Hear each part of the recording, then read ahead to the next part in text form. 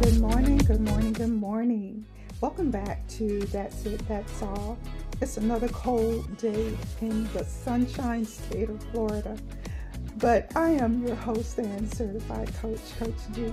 And my goal as a professional is to bring clarity and grounded understanding to all things life, love, religion, and the pursuit of happiness. And as someone who has lived through the weight of inherited beliefs, I want to share the truth about what it really takes to unlearn, to heal, and to grow. And in this 5-part series, I have titled PTSD. And no, it's not post-traumatic stress disorder, though it probably could fall under it. It's patterns, traditions, survival, and deliverance. And we're going to be talking about the routes we should take when our souls feel like it's trying to find its way out of survival mode and back into spiritual alignment. Today we're talking about that gnawing pull that many of you no doubt have been feeling for a long time, but have never had the words to articulate what it was, or you kept suppressing it out of fear of what you might find on the other side.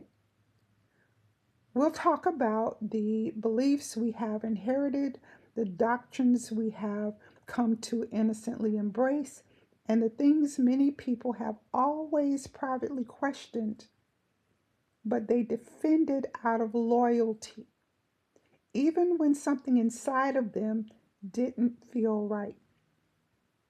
So if the first thing you feel is apprehension when you listen to what I'm saying, or a little tension rising in your chest, or if you feel anger, or the thought that you're about to hear something to make you stray away from God, if any of those things come up for you, then that's a sign you're exactly where you need to be.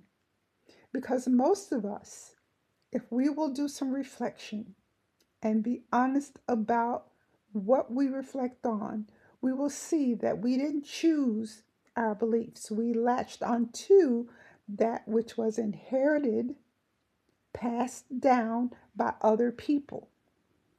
We were handed a spiritual script before we ever even learned how to read. And for me, it was church, and it's probably for a lot of people, it was church every Sunday, learning Bible verses or scripts to perform in a Christmas or Easter Sunday play.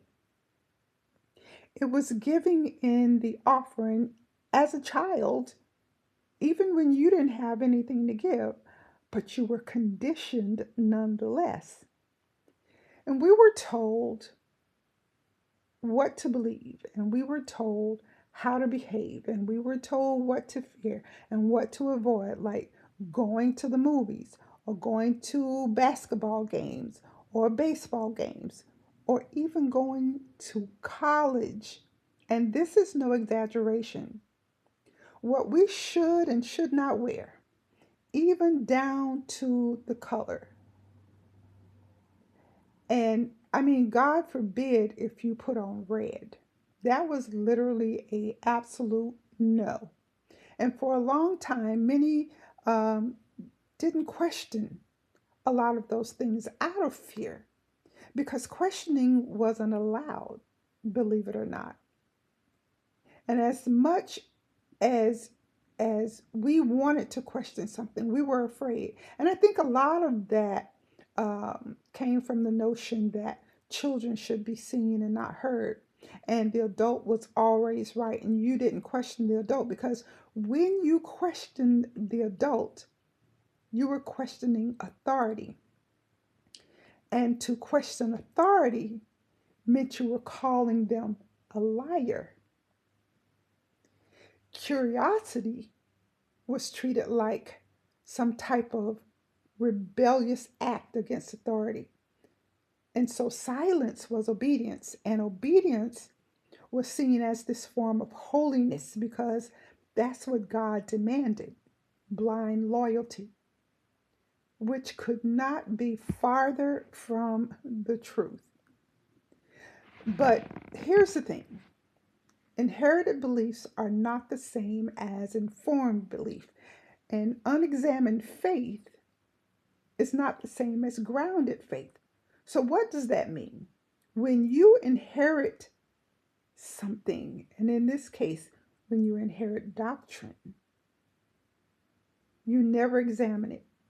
You end up living inside someone else's understanding, someone else's fear, someone else's interpretation of God, who He is, and what He's all about. And you end up repeating scriptures you've never studied. You end up defending doctrines you've never researched. And you end up regurgitating verses that were told to you, verses passed down, but never understood. One particular example that comes to mind is it was popular back in, I believe, the 80s. And a lot of people still believe this. And I believe a lot of people still teach this. And that is the quote that women should keep silent in the church. And that's all you would ever hear. Women should keep silent in the church. You never heard the before, and you never heard the conclusion. So people never really studied, I don't think, that particular passage of scripture in context. For them, that was too much like questioning authority. And so they didn't do it because they were taught that what came from the pulpit was gospel.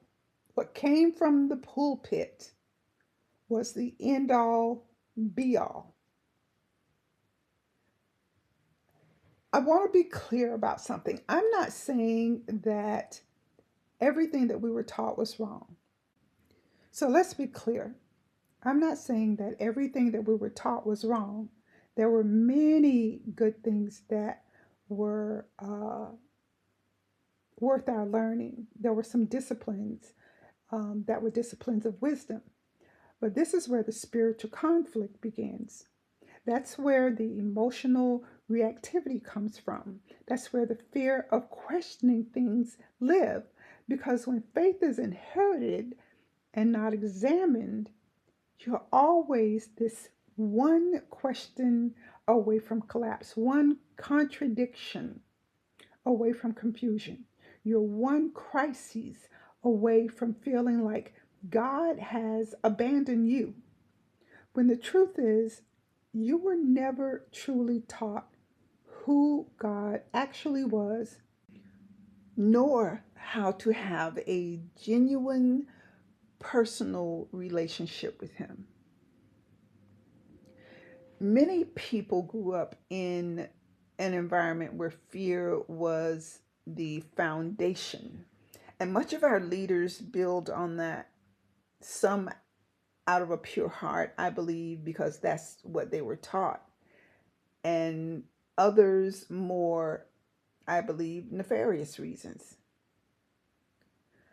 But I remember challenging a belief that, again, was very popular around the 80s about the idea that it was a sin for women to wear pants. And the ministry that I was brought up in didn't teach that. But a lot of the other denominations, mostly Pentecostal, if I can just throw that out there, that was a lot of what they taught.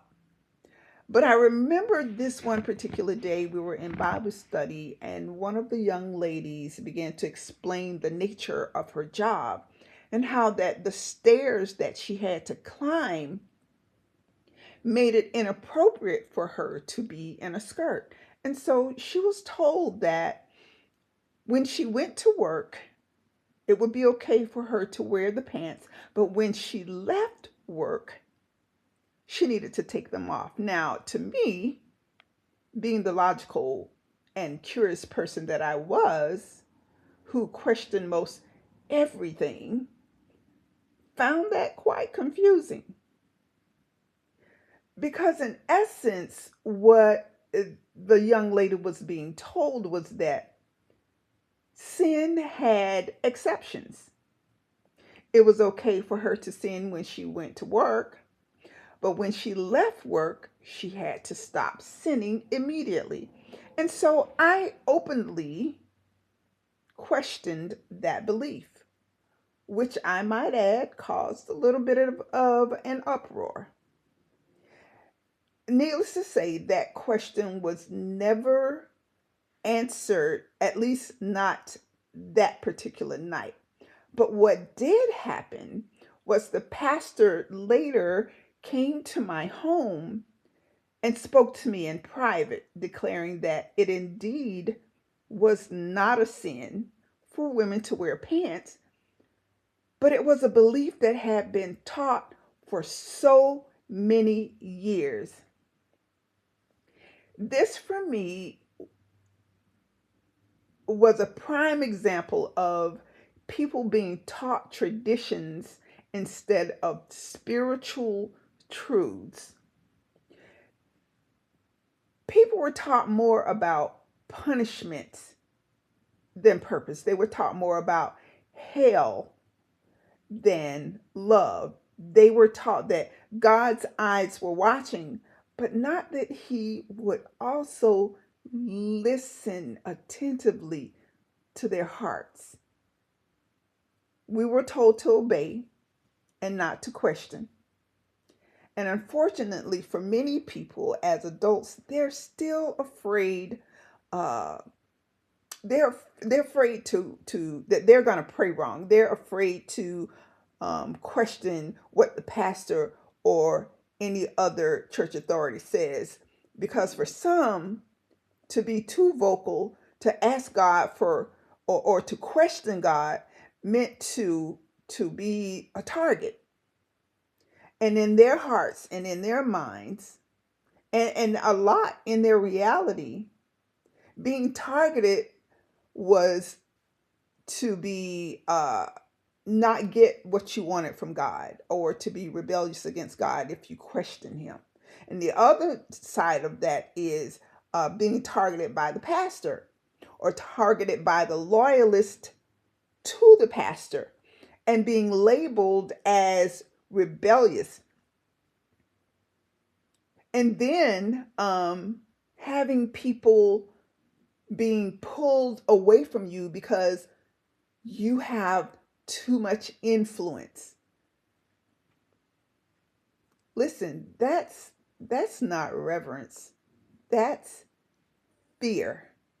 And fear-based faith is not freedom. It's bondage. When your faith is built on fear, you end up trying not to go to hell based on your works, right? And never walking towards what is really, honestly true. You never ask if what you're being taught truly aligns with the scriptures. You practice unquestioned loyalty to leaders or denominations because you've been conditioned to do that. Mistaking obedience for discernment, when the Bible itself says to us that we should test all things, and we hold fast to what is good, which tells me there are some bad things that's going to be given, and you have every right to throw it away. Yet too many people are holding fast to fear instead of truth because they don't want to, because they don't trust the God inside of themselves. They've been taught really not to trust God in them. And if they try, they're made to feel like they're doing something wrong by trusting the God in them. And I believe that's why a lot of people haven't been taught how to have a personal relationship with God, because that takes away the authority from them. That takes away the authority from the leaders in the church, from the pastors and the evangelists and the prophets that come through, and all the titles, right? Psychologists call this religious trauma when people experience this type of thing. Spiritually, it's intimidation that has been disguised as a mode of salvation and getting in contact with God. Culturally, it looks like in churches where the pastors becomes the final authority, what happens is the choirs, and the next time you are in a service, I want you to pay attention. What happens is the choirs, they get to sing and they open up the souls of the individuals that's listening. It puts them in this spiritual mode or this vulnerable mode, and it tills the spiritually emotional soil. And then the speaker comes in, and now they can plant whatever they want to, whether it's purposeful through what they've been taught, or whether it's nefarious. And what do I mean by nefarious? Think about when a few years back, when Jim Jones uh, preached to the people, right? I am sure that their souls had been conditioned through the songs and the melodies, because music carries a spiritual thing. And he was able to plant seeds into the lives, or sow seeds into the lives of those people. And those people ended up losing their lives because they weren't grounded in truth.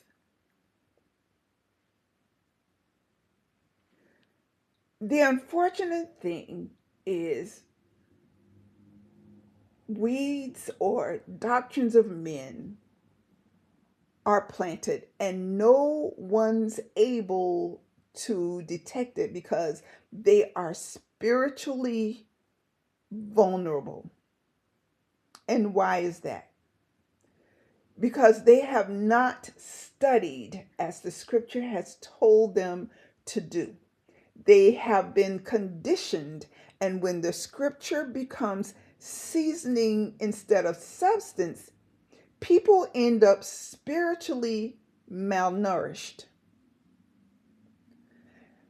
Then there is this folk theology where certain sayings sound deep, but they don't have any biblical foundation whatsoever. And one of those instances is, and I hear this a lot, God don't like ugly.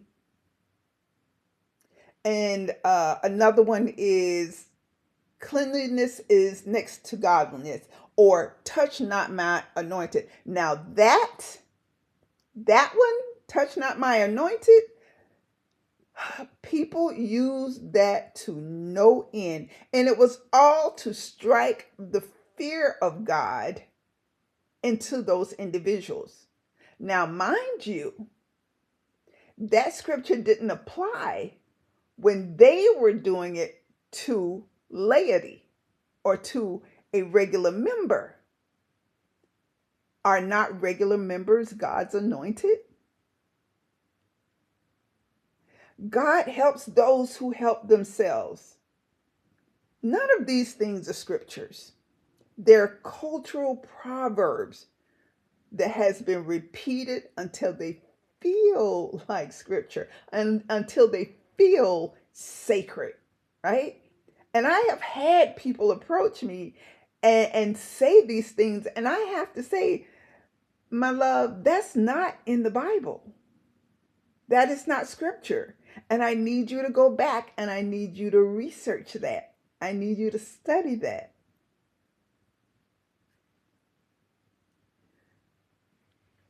When sayings replace study, misinformation becomes theology. And unfortunately, in this fast paced digital world, we have gained the age of digital social media prophets, digital social media pastors, digital social media evangelists, and more. And people are being affected with spiritual ideologies and reinforcements of teachings with no biblical foundation at all. What happens is a lot of these people post half verses with no context, and then they'll attach a Cash App link and call it a revelation. People are sowing seeds for breakthroughs they don't understand while never really learning what covenant or discipleship truly means or what it really looks like. And this is what happens when performance replaces presence, when fear replaces faith, when people go off emotionalism and they don't study. I believe that faith without study is nothing more than superstition. Does the scripture say to just go into a praise dance or just speak in tongues, or does it say to study to show yourself approved, like the Corinthian people did?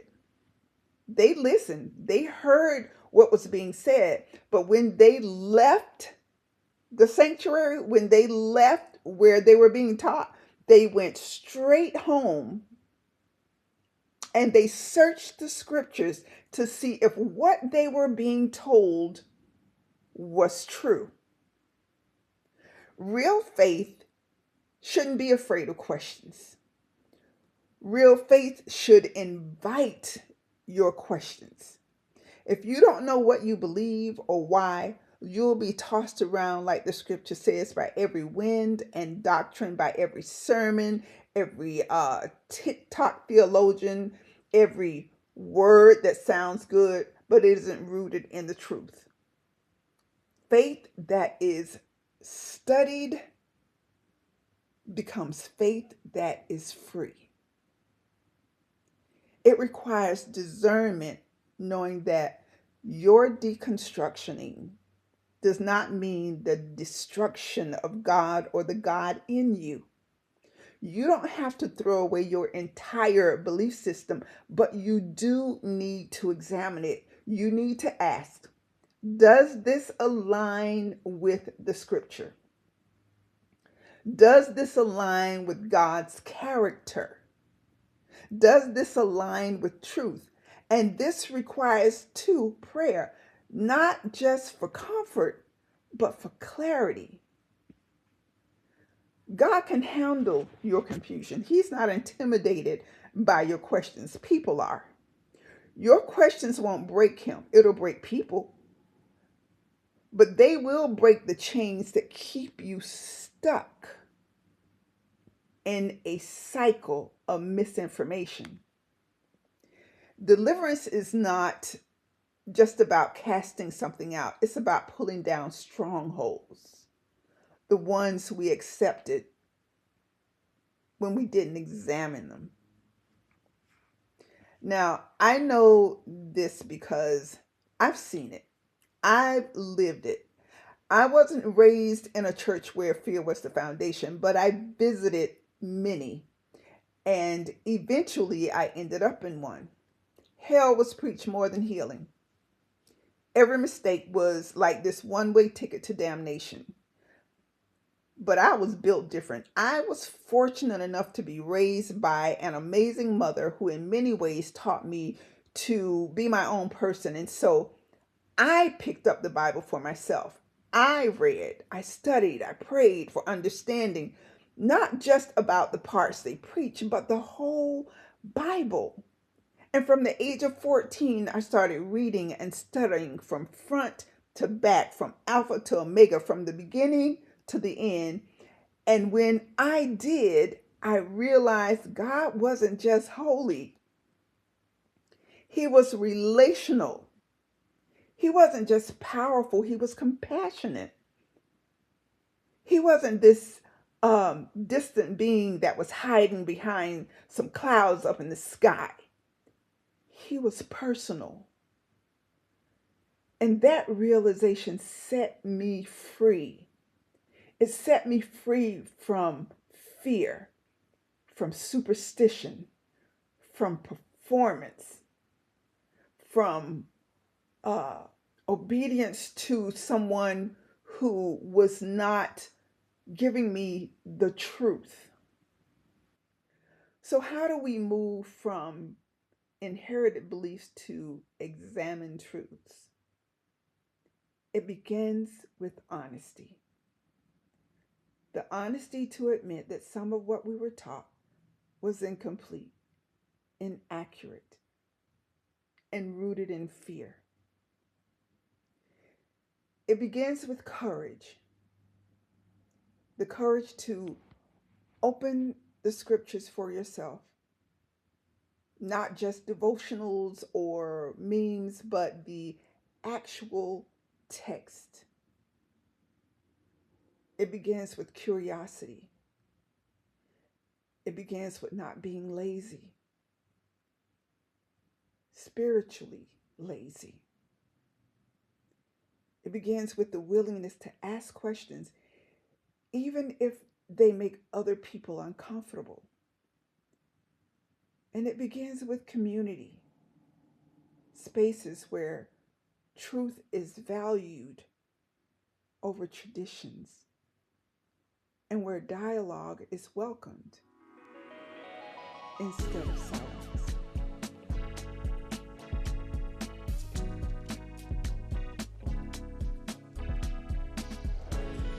Hey everybody, thank you so much for joining me for segment 1 of 5 on patterns, traditions, survival, and deliverance, or PTSD.